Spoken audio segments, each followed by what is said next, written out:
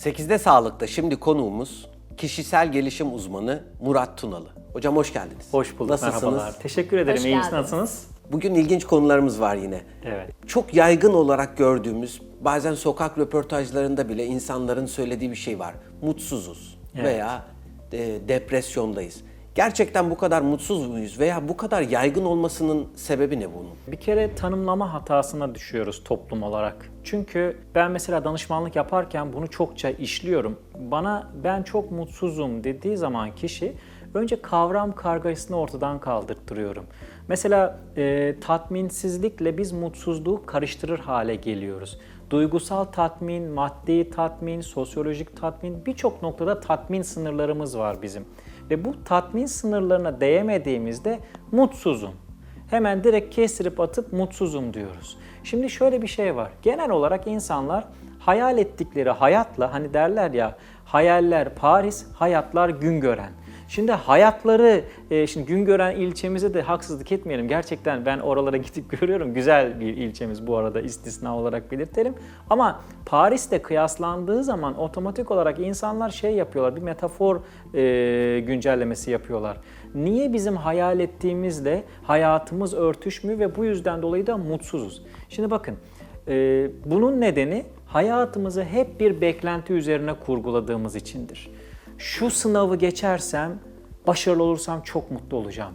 Sınavı geçiyoruz, işte şu meslek edinme kursunu tamamlarsam, kariyerimi elde edersem, işte atanırsam çok mutlu olacağım. Atanıyorum, yine orada mutsuzlukları arıyorum. İşte şu müdür bana kızıyor, şu şefim bana kızıyor, şu saatler uygun değil, maaşı yeterli değil. Mutsuzluk sebebi gene. İşte evlenirsem, hayatıma göre bir insan bulursam çok mutlu olacağım. Buluyorum, yine mutlu olamıyorum. Yani şu işte evi alırsam, şu arabayı alırsam, hep böyle hayatımızı bir beklentiler üzerine kurguladığımız için maalesef ki onları çok çabuk tüketiyoruz. Bundan 1200 yıl önce yaşamış olan bir adam var, El-Kindi. Bir tane kitap yazmış, 80 sayfalık bir risale. İsmi de Defül Ahzan. Ne demek biliyor musunuz? Arapça ismini söylüyor. Hüzünleri def etmek. Yani içimizden hüzünleri def etmek. En başında adamcağız şunu söylüyor. Diyor ki, ey bu kitabı okuyan kişi, mutlaka bu kitabı okuyorsun ki hüzün içindesin. Ve sana hüznün nedenini anlatacağım. Hüzün dediğimiz şey psikolojik bir olgudur, psikik bir olgudur. Ve iki sebepten kaynaklanır diyor. Bir tanesi, gönül bağladığın bir şey vardır ve sen ona ulaşamamışsındır. Bir de gönül bağladığın bir şey vardır ama onu elinden yitirmişsindir. Kainat sürekli bir devinim halinde olduğu için, bir değişim halinde olduğu için, ki bunu 1200 yıl önce söylüyor bu adam. Elinde tuttuğun şeyi yitireceksin, ulaşmaya çalıştığın şey yerinden kaybolacak ve yakalayamayacaksın. O halde gönül bağladığın şeye dikkat et diyor. Şimdi burada tabii ilahi sevgi vesaire bunları da anlatıyor ama işin felsefi boyutunu bir kenara bırakırsak biz neye gönül bağlıyoruz? Bu çok önemli. Eğer ki hayatımızda maddi beklentiler üzerine kurgularsak, nefsani beklentiler üzerine kurgularsak hayatımızın mutluluk merkezini, o zaman her zaman mutsuz olacağız. Çünkü çok sevdiğimiz bir telefonu elimize aldığımızda, onu elde ettiğimizde bir duygusal tatmin yaşayacağız. Ama onu düşürdüğümüz anda, kırdığımız anda eyvah, bütün mutluluk kaynağımız tuzla buz olacak. O yüzden ben hep şey diyorum, Yüreğinle Yaşa kitabında söylüyorum bunu.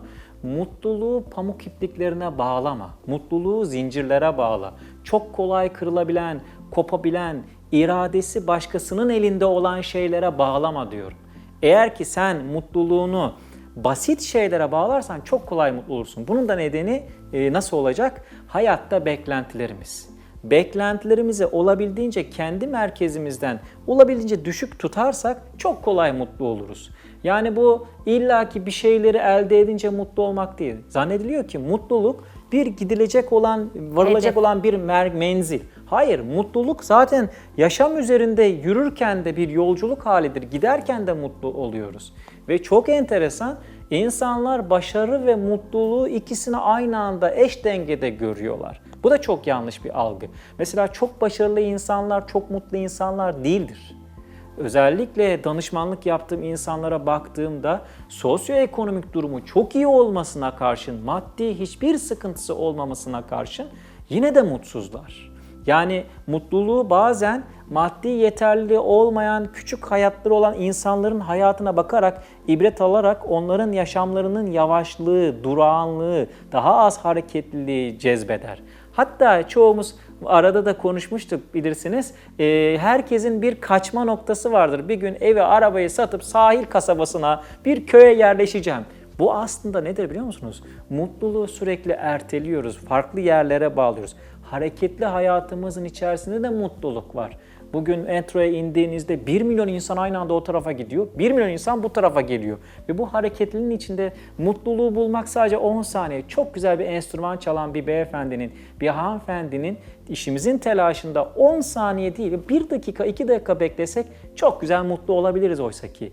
Yani hayatın içinde kendi kendine argümanların içerisinde arayıp bulduğumuzda çok kolay mutlu olabiliyorsunuz. Anlarda kalmak. Kesinlikle. Mesela ben şu üçlemeyi söylüyorum, seminerlerde de anlatıyorum.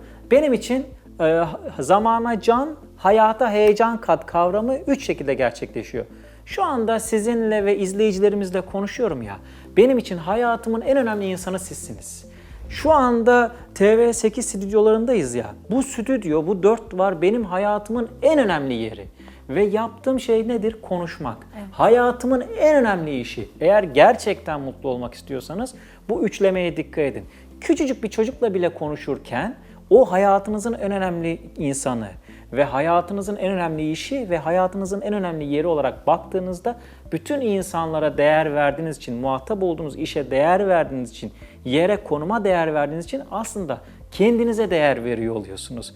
Bu sayede de mutlu oluyorsunuz. Hayatın anlamı ortaya çıkıyor açıkçası. Hocam peki çok fazla sayıda kişisel gelişim kitabı var. Yine aynı şekilde çok fazla kişisel gelişim uzmanıyım diyen var. İşte YouTube var, farklı mecralar var, öyle söyleyeyim. Bunları ekran karşısındaki kişiler ya da siz nasıl ayrıştırmalıyız? Bizler size nasıl yön verirsiniz? Şöyle size? ki burada samimiyete, samimiyete bakmak gerekiyor. Mesela bakın ben Kalbimin Aklı kitabında yazmıştım bunu. Bizim ülkemizde adam saç ekim uzmanı ama kel. Evet. Adam diyetisyen ama şişman. İşte ne bileyim kişi yaşam koçu, aile terapisti ama kendisinin bir ailesi yok, boşanmış. Kişi eğitimci ama hiç kitap okumuyor. Hatta daha enteresanını söyleyeyim. Kişi hızlı okuma eğitimcisi. Ben şu ana kadar 2000'den fazla kitap okumuş birisi olarak sizinle konuşuyorum. Konferanslarımda PowerPoint sunumuna bile bakmam. Kafamdan bir sürü okuduğum kitaplardan bilgileri aktarabilirim ki programlarda da bunu yapıyorum. Kişi hızlı okuma eğitimcisi ama hiç kitap okumuyor. Ne bileyim daha o kadar çok var ki örnekleri. Kişi ekonomi danışmanı ama fakir. Faydası yok insanlara. Yani kendi hayatına uygulamamış. Ben şuna inanırım. Hani Hazreti Ömer'e atfederler. İnandığın şeyi yaşamazsan yaşadığın inancın haline gelir derler. Bu sadece manevi anlamda, dini anlamda baz alınmamalı. Yaşam tarzı olarak ben size güzel konuşmaktan bahsediyorsam, size insanlara değer vermekten bahsediyorsam önce kendi hayatımda bunu yapıp uygulamalıyım. Bu işi eğer endüstri olarak bakarsam ve sadece işte eğitim satayım, danışmanlık satayım, kitaplarım satılsın, insanları meta olarak, tüketici, istatistiki veri olarak, izlenme sayısı olarak görürsem burada işte ben işime, yaşam tarzıma, yaratılışıma ihanet etmiş olurum. O nedenle ben samimiyete bakıyorum. Açıkçası hani yapabildiğim şeyi anlatıyorum. Anlattığım şeyi de yaşamaya gayret ediyorum. Bunun da insanlara örnek olarak göstermeye gayret ediyorum. Bence kişisel gelişimi tüketen insanlar olarak en başta bakılması gereken, filtrelenmesi gereken nokta bu olmalı. Yani alıcıyı üreten kişi tüketiyor mu, onu kullanıyor mu, onu malzeme meta olarak görüyor mu? Bunu zaten ekrandan insanlar çok rahat algılayabiliyorlar, okuyabiliyorlar, anlayabiliyorlar.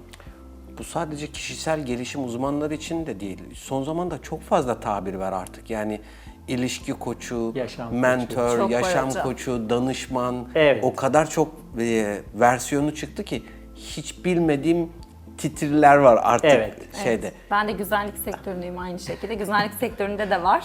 Ben diyorum güzellik uzmanıyım o Bu kadar. da aynı. Bakın bence yani. şöyle bir şey var. Boş tenekeden çok ses çıkar derler ya. Bakın ben 2 tane üniversite mezunuyum. Sosyoloji ve tarih lisans eğitimlerini tamamladım.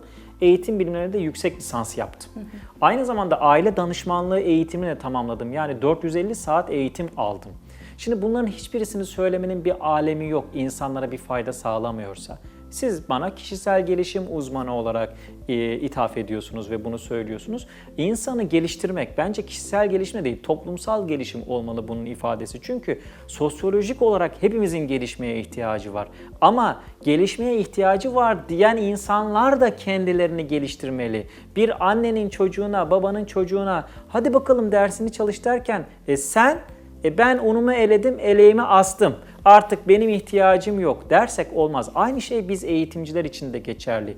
Bizler de kendimizi geliştirmeliyiz, okumalıyız. Ama sadece bunu para kazanma gayesi olarak kişisel gelişimi görürsek, bu şekilde para kazanma argümanı olarak görürsek o zaman işin samimiyeti kaçar, işin nasıl diyeyim güzelliği ortadan kaçar.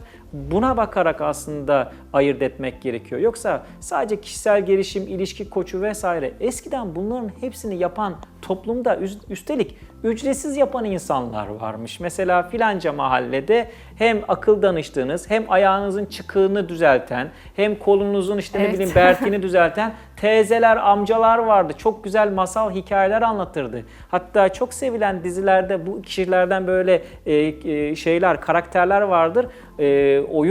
Filmin kahramanı gider ona akıl danışır. O da evladım deyip bir hikaye anlatır.